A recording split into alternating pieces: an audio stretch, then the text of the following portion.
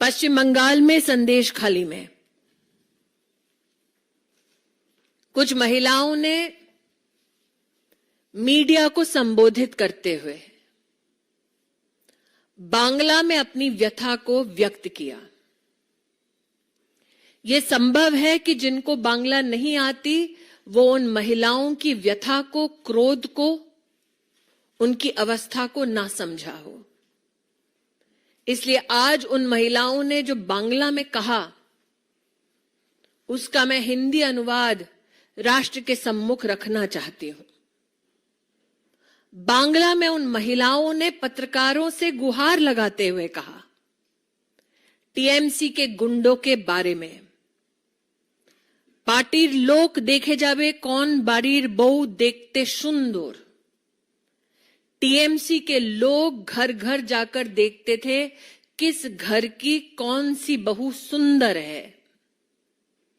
के कौम बॉयशी, उम्र में कौन कम है। ये बंगाल की संदेश खाली की महिलाएं पत्रकारों से बांग्ला में कह रही थी कि उनके पतियों को तुम्ही स्वामी होते पारो किंतु तुम्हार कोनो अधिकार नहीं। जिन औरतों को आइडेंटिफाई किया जाता उनके पतियों से कहा जाता कि तुम इसके पति हो सकते हो, लेकिन अब तुम्हारा इस औरत पर कोई अधिकार नहीं है। इन बांग्ला की संदेश खाली की महिलाओं ने पत्रकारों से कहा, निये चले जाबे रातेर पर रात, उठाकर ले जाते थे रात दर रात। যতক্ষণ তাদের মনটা না ভরবে ততক্ষণ তোমার रिहाई नहीं। जब तक टीएमसी के इन गुंडों का मन नहीं भरता था तब तक इन औरतों को रिहा नहीं किया जाता था। ये आरोप है जो संदेश खाली की दलित, जनजातीय, मच्छीमार समाज और किसान परिवार की महिलाओं ने मीडिया के वहां पर लोकली पत्रकारों से गुहार लगाते हुए कहा।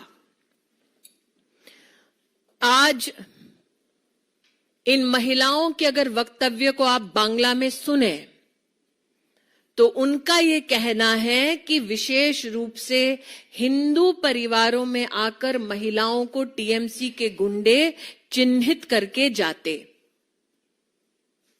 जो वहां का प्रमुख ममता बंदोपाध्याय का प्रतिनिधि है उसका नाम है शेख शाहजहां। अब तक शेख शाहजहां के बारे में मीडिया में यह प्रश्न होता था कि ये शेख शाहजहां कौन है। मीडिया के बंधुओं से कहना चाहती हूं कि शेख शाहजहां का नाम आपने तब सुना होगा जब संदेश खाली में ईडी के अफसर गए तो 1000 गुंडों ने उन अफसरों पर पत्थरबाजी की और ईडी को विवश होकर एक स्टेटमेंट देना पड़ा कि उनके 3 अफसरों पर जानलेवा हमला किया गया। ये वो शेख शाहजहां हैं।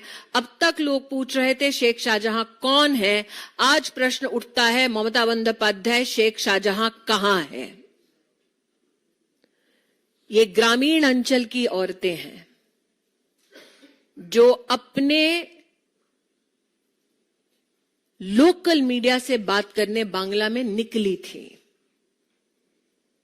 वर्तमान में सेक्शन 144 उनके क्षेत्र में लगा दिया गया है ताकि इन औरतों का जमावड़ा रोका जा सके। आज मैं मीडिया के हर व्यक्ति से अपील करती हूं, उनकी भाषा किसी को समझ ना आए, लेकिन मैंने यहां पर जो अनुवाद किया है आपको उनका आक्रोश, उनके हालात समझ आए होंगे निश्चित। हिंदू नरसंहार पर सौदा कर ममता बंदोपाध्याय अपना सत्ता का साम्राज्य चला रही, ये तो हम सब जानते हैं।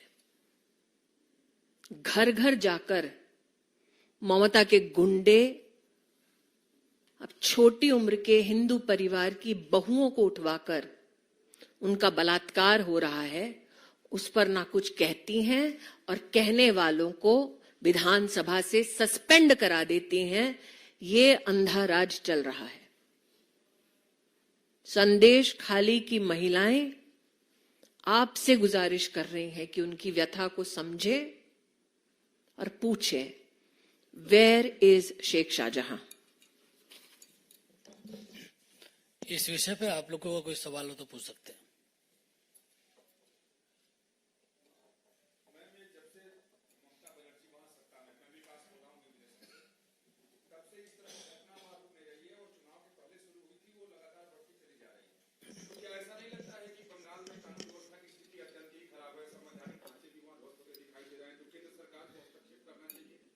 हर बार जब ऐसा कोई मामला मीडिया के सम्मुख आता है तो ममता बंदोपाध्याय ये कहती हैं कि ऐसे कोई तथ्य नहीं है जिस पर कार्रवाई हो। इतने दिन से संदेश खाली में महिलाएं बोल रही हैं। उनको सहयोग देने के बजाय जिनके हाथ में सत्ता भी है और लॉ एंड ऑर्डर की जिम्मेदारी भी, उन्होंने उन गुंडों को जेल नहीं मुहैया कराया, उन पर कोई कार्रवाई नहीं की। और अगर आप बांग्ला में इन महिलाओं के वक्तव्य को लोकल जर्नलिस्ट के लिए सुनेंगे तो कई वक्तव्य ऐसे भी हैं जिसमें वो बोल रही हैं कि ये सब जब घट रहा है तो सामने वहां का पुलिस वाला बाबू खड़ा है। तो गवर्नर बंगाल ने अपनी एक टिप्पणी दी है। मैं स्वयं एक संवैधानिक पद पर हूं, इसलिए अपनी संवैधानिक मर्यादा का मैं उल्लंघन नहीं कर सकती, लेकिन विषय ये उठता है कि ममता बंदोपाध्याय के पास लॉ एंड ऑर्डर की जिम्मेदारी है। कुछ लोग हैं जो देश भर में न्याय के रूप में यात्रा चला रहे हैं, वो भी चुप बैठे हैं। कुछ लोग हैं जो अलायंस की बात करते हैं, वो भी चुप बैठे हैं। ममता बंदोपाध्याय ये जानती हैं कि शेख शाहजहां विशेषतः जानबूझकर छोटी उम्र की हिंदू विवाहित महिलाओं का बलात्कार करवा रहे हैं। अब तक जब ये तथ्य लोकल मीडिया ने उनको प्रस्तुत किए हैं, तब तक उन्होंने कार्रवाई क्यों नहीं की? जिन लोगों ने कार्रवाई की, लेजिस्लेटिव असेंबली में मांग की, उनको सस्पेंड क्यों किया गया? राजनीति छोड़ दीजिए, आप सिर्फ मानवता की दृष्टि से इस विषय को देखिए। गवर्नर क्या करेंगे कॉन्स्टिट्यूशनली वो उनका विषय है, मैं गवर्नर पर टिप्पणी नहीं कर सकती। मैं क्योंकि बांग्ला में उन औरतों ने अपना वक्तव्य दिया, इसलिए आपको उनका वक्तव्य पहुंचा रही हूं। मेरा हाथ जोड़कर करबद्ध निवेदन है कि आप पहुंचे वहां और पूछे, कब तक हिंदुओं की बलि चढ़ती रहेगी, हिंदू औरतों का बलात्कार होता रहेगा, और वो भी स्टेट स्पॉन्सर्ड टीएमसी द्वारा। सुजीत ठाकुर।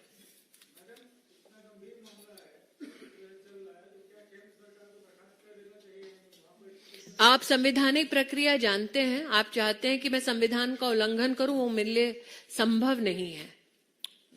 देवेंद्र प्राशर।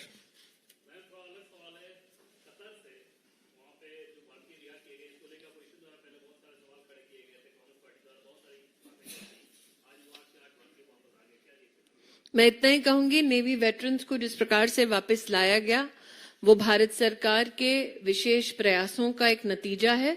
साथ ही प्रधानमंत्री मोदी ने वर्षानुवर्ष, अगर आप उनके ऑपरेशन गंगा को देखें जिसमें यूक्रेन से 22,000 हिंदुस्तानी लौटे थे, सुदान में ऑपरेशन कावेरी में 2500 लोग लौटे थे हिंदुस्तान, नेपाल के अर्थक्वेक में 5,000 हिंदुस्तानी फंसे थे, ऑपरेशन मैत्री के माध्यम से वो लौटे। वंदे भारत में आपने देखा कोविड के वक्त लगभग 2 करोड़ से ज्यादा हिंदुस्तानी घर लौटे।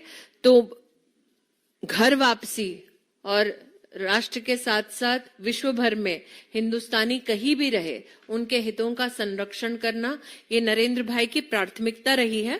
और कतर से जो लौटे हैं भारत, उन नेवी वेटरन्स का हम सब कृतज्ञता की भावना से स्वागत करते हैं।